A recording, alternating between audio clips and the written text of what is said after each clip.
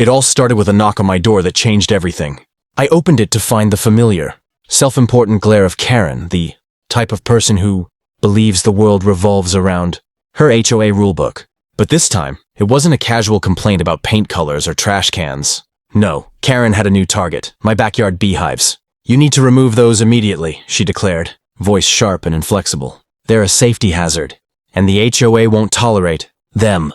Her tone had that perfect blend of entitlement and judgment, the kind that makes you question if you're dealing with reality or a villain from a TV show. I took a deep breath, trying to remain calm. My bees weren't just a hobby, they were my pride and joy, a buzzing community of pollinators that brought life to my garden.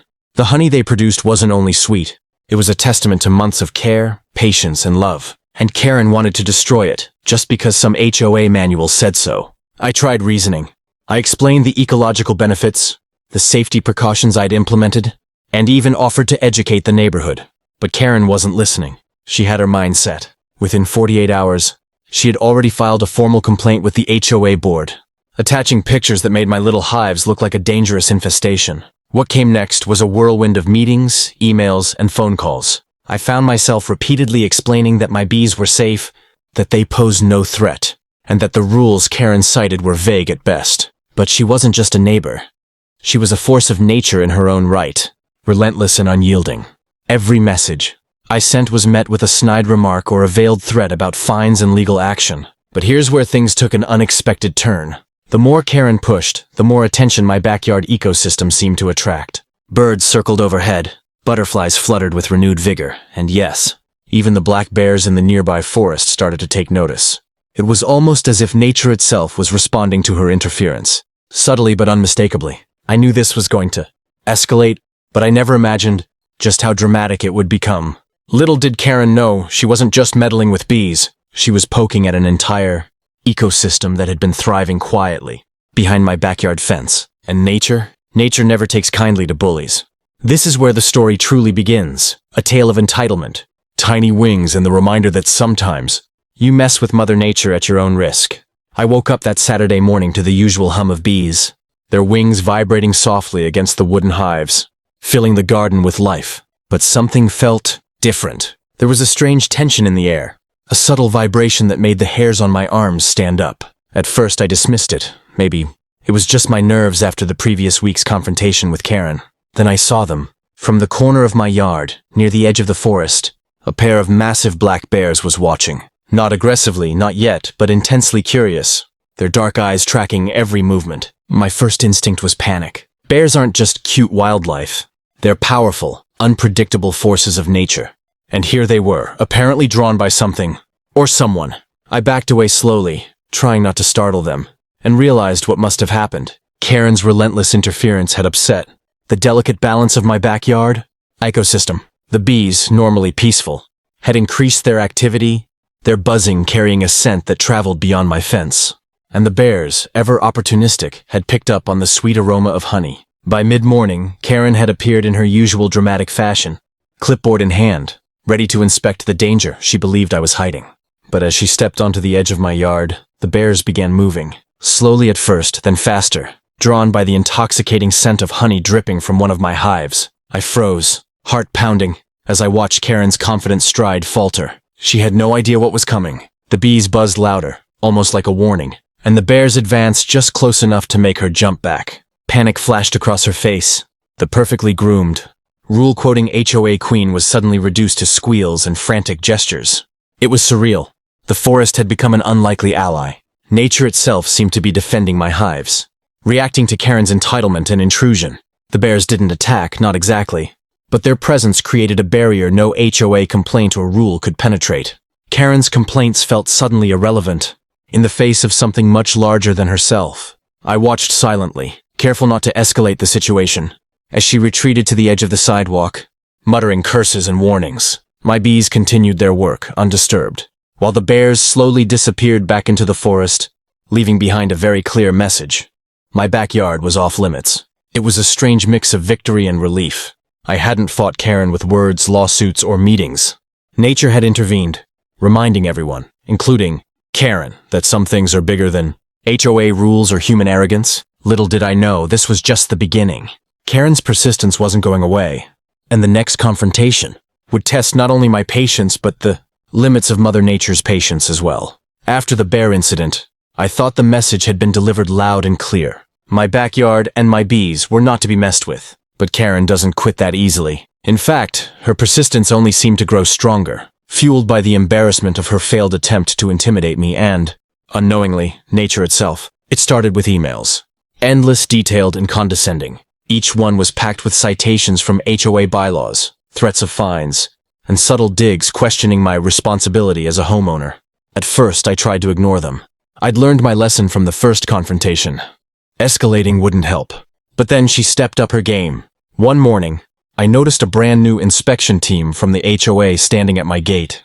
Their clipboard-wielding, official-looking presence screamed intimidation.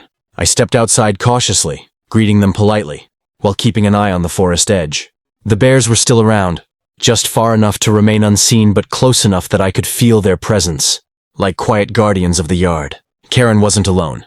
She had brought reinforcements, her neighbors, who seemed equally obsessed with enforcing rules no one really cared about until now. They circled the hives, snapping photos, muttering about safety hazards, and clearly preparing for some kind of official report. The tension was palpable. Bees hummed louder, a warning to anyone foolish enough to approach. Then it happened. A bee, agitated by the crowd, swooped close to Karen's nose. She jumped back, flailing, sending her clipboard flying. It was a small act, but enough to set the tone. The inspection team hesitated, unsure whether to continue. The bears, sensing disturbance from the commotion, began moving closer to the fence, their massive silhouettes visible through the trees. Karen froze, eyes wide, realizing she had miscalculated. She had crossed a line she didn't understand existed, a boundary that wasn't written in any HOA rulebook. The combination of buzzing bees and lurking bears created a natural deterrent no fine, complaint, or meeting could overcome. It was poetic justice, a reminder that entitlement can't compete with instinct, survival, and raw, untamed nature. By the end of the day, Karen retreated once more, muttering about loopholes and bylaws, but noticeably shaken. My hives remained untouched, my garden peaceful, and the bears had returned to the safety of the forest. For the first time, I felt a sense of calm, a rare feeling in the middle of such chaos. But the story wasn't over. Karen's obsession wasn't gone.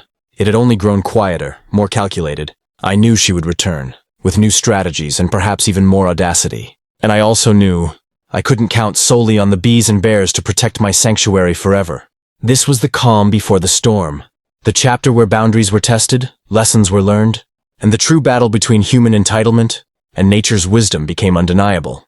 Weeks passed after the bear incident, and Karen's obsession didn't fade, it evolved.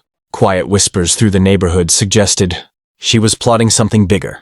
I knew she would try again, and this time, I had to be ready for anything. My bees were still thriving, the hives producing more honey than ever, and the garden had never looked better. But the tension in the air was undeniable. One Saturday morning, I spotted her car parked suspiciously near the edge of my property. She wasn't alone. This time, she had brought a small entourage of neighbors, armed with cameras, measuring tapes, and what looked like a portable drone. Their goal was clear: find anything they could use to shut down my backyard paradise. As they approached, the bees sensed the intrusion. Their buzzing grew louder, sharper, a chorus of warning and protection. I watched from the porch, knowing the forest nearby held allies of a different kind. The black bears, ever watchful, appeared on the tree line again, massive shadows against the morning light. They weren't aggressive, but their presence was a force of nature, silently saying, "This territory is not yours to claim." Karen stepped forward, attempting to assert control. "You can't have these hives here," she shouted, voice cracking with a mixture of frustration and fear. The drone buzzed overhead, circling the hives. Suddenly, a gust of wind sent it spiraling into a tree. Karen gasped, her eyes wide as her inspection began to collapse. Then came the bees' coordinated response. A few cautious yet assertive swipes toward the intruders sent Karen's entourage scattering, shrieking and stumbling over garden rocks. The bears, sensing the chaos, moved slightly closer, not to attack, but to reinforce the invisible boundary. Karen froze, finally realizing she was completely outmatched. Not by rules or authority, but by the very ecosystem she had tried to control. I stepped onto the porch, calm and composed, watching the aftermath. Karen scrambled to her car, muttering threats and complaints, but her power had crumbled. Nature had delivered the ultimate lesson: entitlement and control over something living. something thriving, can never succeed against balance and respect. After she left, the garden fell silent once more. Bees hummed softly, bears retreated to the forest, and I stood there with a sense of victory. Not over Karen personally, but over the arrogance she represented. My hives remained, my sanctuary intact, and the lesson was clear. Respect nature, and it will thrive. Challenge it selfishly, and consequences follow. From that day forward, I made a vow. Document everything. Protect my little ecosystem, and never let human arrogance override the natural order. The bees continued their work, the bears occasionally checked in, and Karen, well, she never returned. Nature had won, and I had learned that sometimes, the smallest creatures, combined with the wildest allies, can teach the biggest lessons. The story ends here, but remember, in the battle between entitlement and nature, Mother Nature always has the final word. If you loved watching Karen get owned by nature, don't forget to hit that subscribe button, smash the like, and drop a comment below telling us what you would do if bears showed up in your backyard. Stay tuned for more wild HOA stories every week.